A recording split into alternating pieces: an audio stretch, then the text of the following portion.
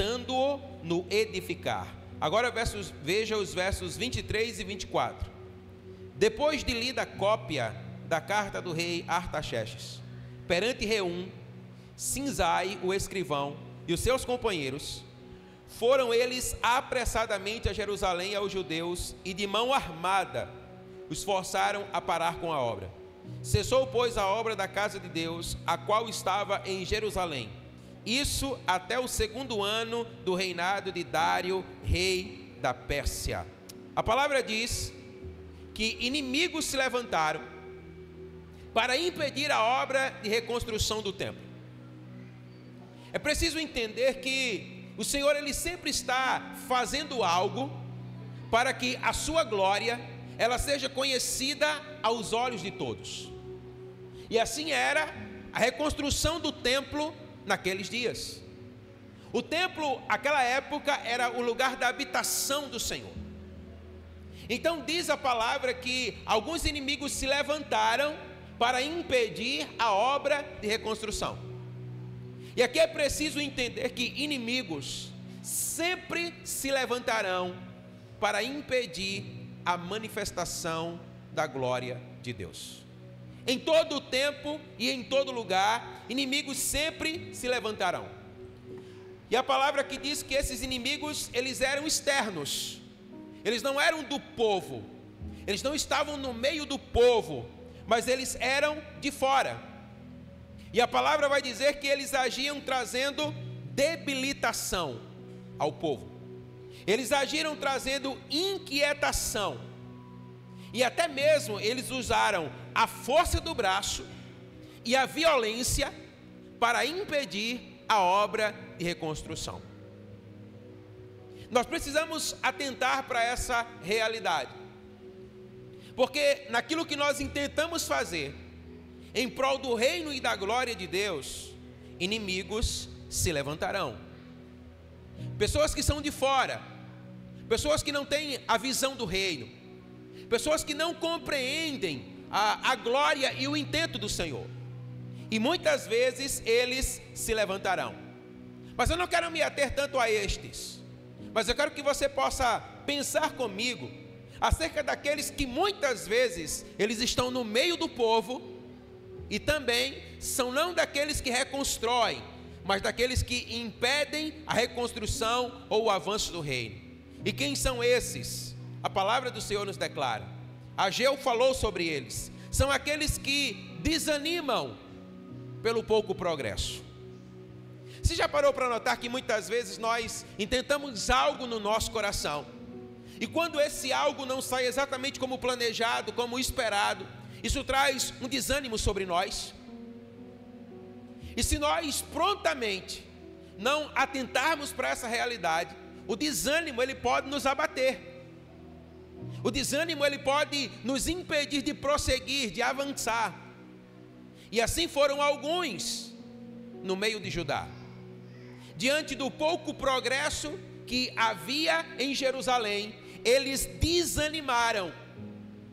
E assim quiseram desistir da obra da reconstrução. Agora perceba que esses não eram um inimigo declarado. Eles não eram dos de fora, mas eles estavam no meio do povo. E o seu desânimo foi tanto que começou a contagiar alguns dentre o povo, de forma que muitos quiseram desistir. E como declaramos no domingo passado, a obra até paralisou. Então nós precisamos atentar para essa realidade. O desânimo é um inimigo que não pode encontrar um lugar no nosso meio. Você pode dizer amém?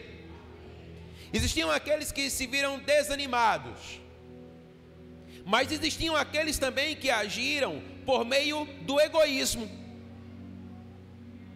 E eu quero que você entenda comigo que o egoísmo, muitas vezes ele não se apresenta assim como ele é, mas muitas vezes ele se apresenta de uma forma mascarada, se apresenta até mesmo como uma forma de zelo, mas não por aquilo que é do Senhor, mas por aquilo que é propriamente nosso. Porque a palavra vai dizer para nós que quando as bases começaram a ser lançadas E muitos começaram a celebrar, porque o templo estava para ser reconstruído e a glória do Senhor viria outra vez. Alguns começaram a dizer assim: não é tempo de reconstruir as bases do templo. E eles começaram a cuidar daquilo que era seu. E aqui eu quero abrir um parêntese para que você possa entender. Olha aqui, não há nenhum pecado em você cuidar daquilo que é seu, desde que isso não tome aquilo que é do Senhor na sua vida, amém? E foi exatamente isso que estava acontecendo no meio de alguns em Judá. Eles simplesmente desistiram da reconstrução das bases do templo, porque eles estavam preocupados somente, unicamente, com a sua própria vida. E muitas vezes, irmãos, nós podemos incorrer num erro como esse. Até mesmo as bênçãos com as quais o Senhor nos abençoa, elas podem se tornar um empecilho na ação, do reino de Deus a partir da nossa vida.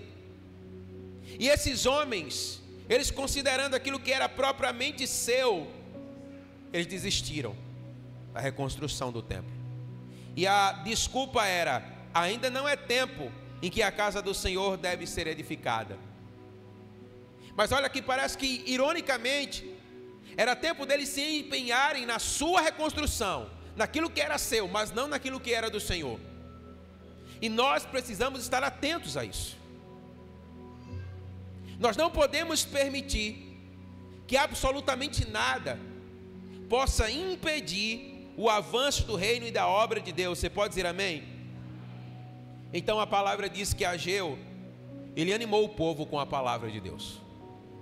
E ele mostrou que o fato do Senhor reter a sua bênção sobre o povo era exatamente porque eles negligenciaram a obra do Senhor.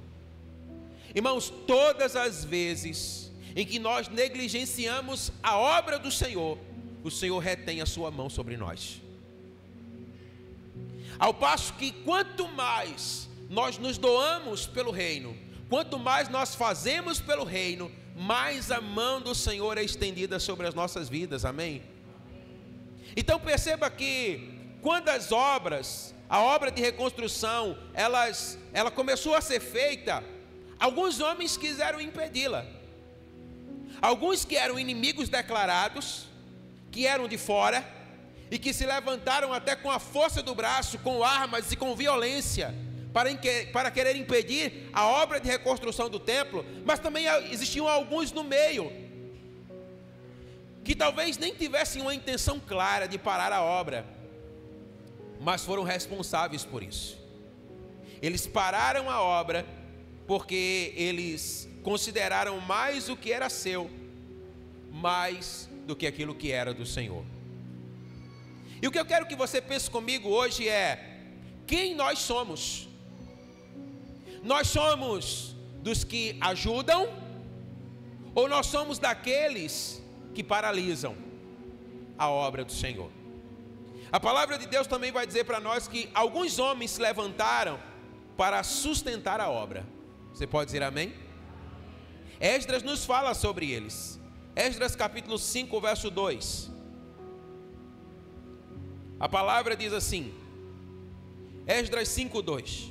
Então se dispuseram Zorobabel, filho de Sealtiel, e Josué, filho de Josadaque, e começaram a edificar a casa de Deus, a qual está em Jerusalém, e com eles os referidos profetas de Deus que os ajudavam. Você pode dizer amém?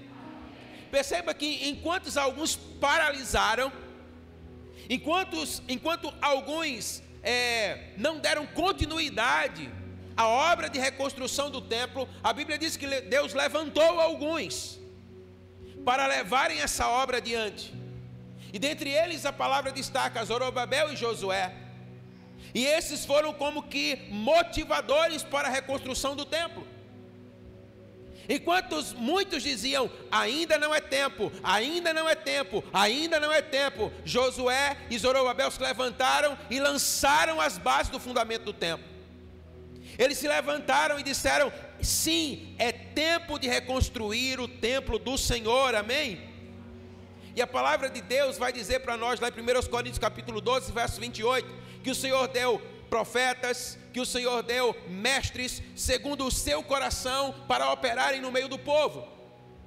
Ou seja, o que a palavra de Deus está nos fazendo entender é que tudo que nós precisamos, nós já temos entre nós. Você pode dizer amém? O Senhor já tem liberado sobre as nossas vidas. E esses homens foram aqueles que se levantaram para motivar Israel. Quem somos nós? Nós somos daqueles que paralisam aquilo que o Senhor está fazendo, ou nós somos daqueles que trazem motivação para aquilo que o Senhor está fazendo possa avançar? Deus disse através de Ageu: considerai o vosso passado. Ageu capítulo 1, verso 7. Aqui os judeus estavam sendo exortados a considerar os seus caminhos, ou reconsiderar os seus caminhos, e então reconstruírem a casa de Deus. E o Senhor disse: se vocês assim fizerem, eu me agradarei, e eu serei glorificado. Amém? Perceba que por causa da negligência de alguns para com o Senhor, para com a sua casa, o Senhor ele não derramou as suas bênçãos no meio do povo, irmãos. A bênção do Senhor sobre as nossas vidas, ela está diretamente atrelada ao centro da vontade do Senhor, a fazer aquilo que é a sua vontade, aquilo que é o seu querer. Mas o que é que nós percebemos aqui? Quando o profeta Ageu diz assim: considerem os vossos caminhos, ele está declarando que havia no coração do Pai a disposição para perdoar e abençoar o seu povo. A vontade de Deus era que todos, sem exceção, estivessem imbuídos na reconstrução do templo. Você pode dizer amém? Olhe para essa pessoa linda que está ao seu lado e diga para ela: o Senhor conta com você. Amém? O Senhor, Ele conta com você. Mas não para por aí. E a palavra diz que o profeta Ageu, ele trouxe ao conhecimento de todo o povo as motivações pelas quais eles deveriam dar prosseguimento àquela obra. E a primeira delas nós encontramos quando ele diz assim: olha, eu estou convosco. Você pode dizer amém? Declare isso para a pessoa que está ao seu lado: o Senhor está com você. O que o Senhor estava dizendo ao seu povo era: olha, eu os usarei para essa grande obra, mas vocês não a farão sozinhos, porque eu estou com vocês. Essa era a promessa do Senhor. A promessa do Senhor era que Ele estaria no meio do seu povo, e eles seriam abençoados. E a obra da reconstrução, ela iria adiante, porque o Senhor com eles estaria. Nós vemos essas promessas, essa promessa, ela sendo experimentada pelo povo de Deus ao longo de toda a sua história. Como foi dito aqui, quando o povo saiu do Egito e estava caminhando para a terra prometida, o Senhor disse: eu estarei com vocês. E o Senhor esteve com o seu povo em todo o caminho. O Senhor esteve presente no meio deles. Quando parecia que tudo estava perdido, quando Moisés é chamado pelo Senhor à sua presença, o Senhor então aparece a Josué e diz: ei, não desanime, porque eu estou com você, amém? Porque assim como eu fui com Moisés, eu serei com você por todos os dias da sua vida. Então essa é uma palavra do Senhor que alcança o nosso coração hoje. O Senhor, Ele é conosco, diga amém. Ele é Deus presente, Ele é Deus conosco. Ele não nos deixa, Ele não nos desampara, e Ele tem colocado diante das nossas mãos uma grande obra, amém? Algo que precisa ser reconstruído. Sabe, queridos, não existe nada, mas nada pior do que nós vermos uma vida fora do propósito de Deus, do que nós vermos alguém caminhando no seu próprio rumo, no seu próprio entendimento. É algo que é extremamente destrutivo. A palavra diz que Satanás, o inimigo das nossas almas, Ele veio para roubar, matar e destruir. Ele veio para trazer toda uma sorte de destruição sobre a vida de pessoas. Mas a vontade de Deus é que eu e você possamos desfrutar da sua presença e do melhor que Ele tem para nós nessa terra, amém? Mas se nós não tivermos o nosso coração alinhado ao coração de Deus, nós não desfrutaremos de tais bênçãos. Ontem à tarde eu estava aqui, passei na verdade o dia todo aqui ontem. Eu estava ali onde Rafael está lá na frente, estava trabalhando ali naquela grade. De repente eu comecei a ouvir uma gritaria para o lado de lá do campo. E aí eu vi uma família que estavam brigando entre si. A tal ponto que o pai olha para o filho e diz assim: vamos eu e você aqui feito dois homens. E sabe, eu comecei a olhar para aquela situação. E essa não é uma situação que agrada o coração do pai, você concorda comigo? E eu fui então à direção daquele rapaz. E eu disse: olha, vem comigo. Você não vai fazer nenhum mal para os seus filhos nem para a sua esposa. E eu chamei ele para cá. A princípio ele não queria vir, mas ele veio. E quando ele chegou ali na frente, eu disse: você vai tomar um copo com água. Eu peguei água para ele. E a verdade, irmãos, é que ele estava completamente endemoniado. E quando eu comecei a orar por ele, demônios começaram a sair da sua vida. A tal ponto que depois ele olhou para mim, porque eu o conhecia, e ele me reconheceu. Até então ele não tinha reconhecido ainda. E ele disse: pastor?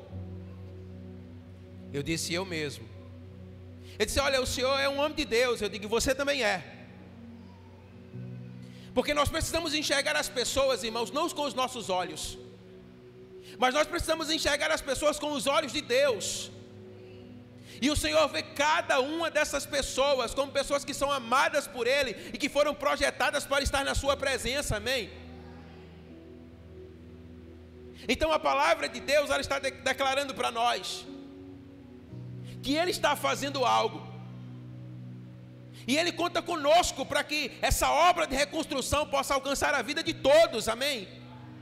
Mas é preciso você entender e eu entender que se nós estivermos ocupados demais com aquilo que é somente meu, eu não vou ter os meus olhos abertos para ver aquilo que é do Senhor.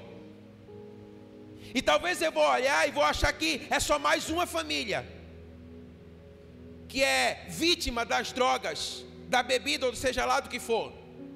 Mas a verdade é que são pessoas que estão aprisionadas pelo pecado.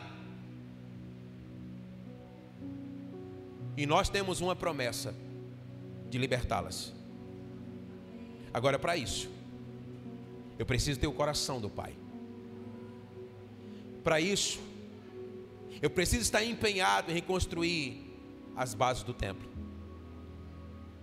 Eu preciso estar empenhado em trazer a presença e a glória de Deus àqueles que não têm conhecimento dela. E a palavra do Senhor é: eu estou convosco. Você pode dizer amém? Amém. Quando eu olhei para aquela situação, irmãos, e no meu coração eu tive o desejo de ir até lá, eu disse assim, sabe, uma voz falou assim aos meus ouvidos: você vai arrumar problema para você. E a verdade é que eu poderia ter fechado os meus olhos e continuar fazendo o que eu estava fazendo. Mas essa é a hora em que nós precisamos parar e pensar: é cuidar do que é meu ou cuidar daquilo que é do Senhor? Então a palavra do Senhor está dizendo: eu estou com você. Você pode dizer amém? Amém. Ele está conosco. Mas o fato dele estar conosco não significa dizer que nós não vamos ter que enfrentar adversidades. O fato dele estar conosco não significa dizer que nós não vamos ter que enfrentar dissabores, coisas que nós não desejamos. Mas o fato dele estar conosco é a garantia que nós temos que nós vamos vencer sobre todas elas, amém? Mas a verdade é: quem somos nós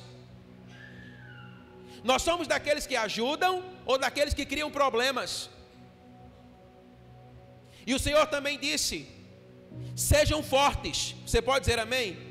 Ageu capítulo 2, os versos 4 e 5 diz assim: olha, mas agora o Senhor diz: seja forte, Zorobabel, seja forte, Josué, filho de Josadaque, o sumo sacerdote, e vocês, todo o povo da terra, sejam fortes, assim diz o Senhor, e trabalhem, porque eu estou com vocês, assim diz o Senhor dos exércitos, amém?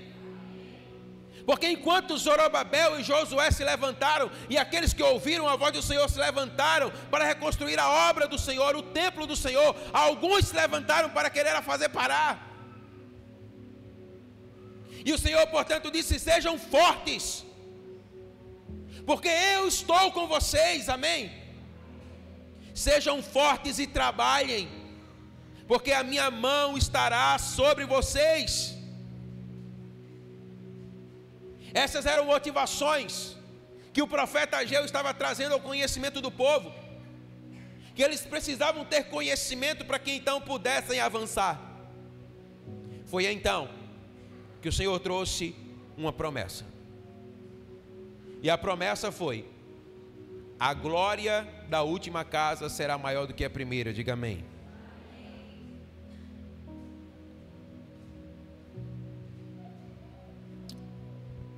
Agora eu pergunto para você: por que a glória da última casa seria maior do que a primeira? Porque casa por casa, a primeira era muito mais gloriosa, a primeira era muito mais suntuosa. A Bíblia diz que quando a rainha de Sabá, ela veio para observar toda a obra que Salomão havia construído, o seu reino, o seu império, e foi pelas mãos de Salomão que o templo foi construído. Esse é o templo em questão, o templo que foi destruído. Ele era extremamente glorioso, irmãos. Era algo que causava espanto aos olhos de todos. E essa segunda casa, ela não era nada comparada com a primeira casa. Mas contradizendo tudo, o Senhor agora está dizendo assim: olha, mas a glória da segunda casa vai ser maior do que a primeira. E qual era a razão dessa segunda casa ser mais gloriosa? O próprio Ageu nos faz compreender isso. O verso número 4 que nós lemos aqui, ele já declara isso. Ele declara: eu sou com vocês. Ele está declarando assim: olha, eu sou convosco, eu estou no meio de vós. A glória da segunda casa seria maior do que a primeira, porque ela estava apontando para uma realidade que era uma realidade diferente da primeira. E que realidade era essa? A realidade da presença permanente do Senhor no meio do povo, irmãos. O verso de número 5 declara assim a palavra: segundo a aliança que eu fiz com vocês quando vocês saíram do Egito, o meu espírito habitará no meio de vocês, por isso não tenham medo, amém? E que tempo é esse que nós vivemos, senão o tempo em que o Espírito de Deus está entre nós? Ele habita em nós, Ele está no nosso meio. E o Senhor, portanto, estava declarando: eu sou convosco, e o meu espírito habitará para sempre no meio de vocês. É por isso que declara a palavra do Senhor: a glória dessa última casa será maior do que a da primeira. Porque a verdade é que o Senhor não está falando de uma casa construída por mãos humanas. A verdade é que esse segundo templo, ele estava apontando para esse tempo que se chama hoje. O tempo em que o Espírito Santo de Deus habita em nós, amém? Ele está presente. Ele está conosco, amém? E aí no versos de número 6 e 7, ele diz assim, olha: porque assim diz o Senhor dos Exércitos, daqui a pouco, mais uma vez, eu farei tremer o céu, a terra, o mar e a terra seca. Farei tremer todas as nações, e serão trazidas as coisas preciosas de todas as nações, e encherei este templo de glória, diz o Senhor dos Exércitos. Você pode dizer amém? O Senhor está dizendo: eu abalarei o céu e a terra. Eu abalarei todas as coisas que precisam ser abaladas. Eu destruirei todos os seus inimigos, porque eu sou com vocês, porque eu estou no meio de vocês. E é interessante porque o próprio texto ainda declara assim, o Senhor diz assim: olha, coisas preciosas serão trazidas. Serão trazidas, ele declara aqui, dos gentios. O Senhor está trazendo uma promessa. O Senhor está dizendo: eu abençoarei a esta casa, a este povo, trazendo prosperidade sobre ela. Amém? O centro da vontade do Senhor, irmãos, atrai a sua bênção sobre nós. E o Senhor disse: eu vou trazer coisas preciosas para abençoar essa casa. Sabe, talvez você não tenha noção, mas depois que nós entendemos qual era a vontade de Deus para a nossa vida, nós viemos para esse lugar contradizendo a lógica humana. Você não tem noção do quanto o Senhor tem nos abençoado, irmão. Você não tem noção do quanto o Senhor tem trazido coisas preciosas de outras pessoas para abençoar esta casa. Você pode dizer amém? Porque o Senhor prometeu que assim Ele faria. E Ele tem feito porque Ele é fiel às suas promessas, amém? Todas as nações viriam a Israel para abençoar Israel, amém? Quando nós estamos no centro da vontade do Senhor, o Senhor levantará outros para nos abençoar. Portanto, nós podemos ter essa certeza em Deus, de que o centro da sua vontade traz a sua bênção sobre nós. E a palavra do Senhor ainda declara que Deus, Ele promete riquezas. Veja o verso do número 8: minha é a prata e meu é o ouro, diz o Senhor dos exércitos, amém? O Senhor estava dizendo ao seu povo: tudo que vocês precisarem, vocês terão. A prata necessária, o ouro necessário, a preciosidade necessária será dispensada sobre as vossas vidas, amém?